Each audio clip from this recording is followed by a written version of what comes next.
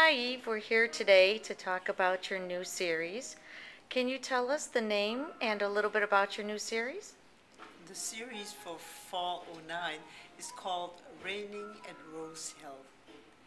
It's inspired by a certain period in the past, a period just before World War One. In For me, I've always enjoyed that particular um, era, especially when I visit old cemeteries. And Chicago has some beautiful ones like that. The modern ones look very efficient, but there's nothing like the beautiful carved statues just overcome by vegetation, the ponds, the feel of the past, the grace, all these statues of beautiful young women in the cemetery, and they've often taken the place from me of relatives I never knew, that I only saw photos of in my parents' albums. And I was thinking of growing up as a child before another world war, and at the same time as a child you look at the world with happy eyes, with hope, and at the same time you're aware that there is foreboding and tension in the air.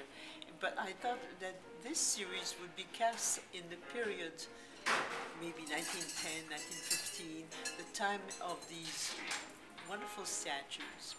And there's a wonderful photographer in Chicago, David Shackman.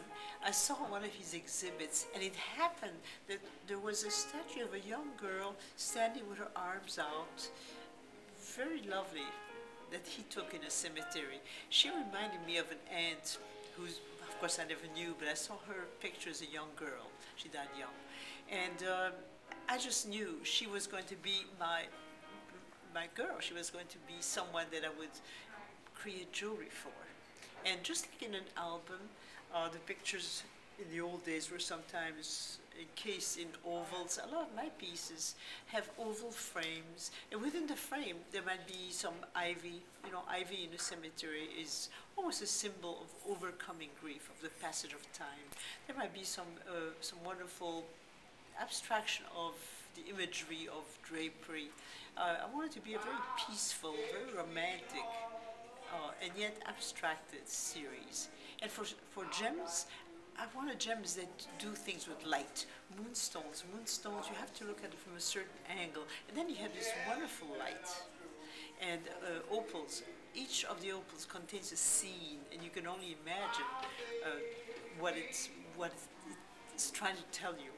And that series, I use a lot of blue, various shades of blue, contrasted with a very bronze green, almost like some of the bronze that you might see in a cemetery. And then sometimes you might think of some berries, almost a rust, a burnt orange color. You see a lot of those colors in Raining at Rosehill. Thank you very much. We look forward to your release. Thank you.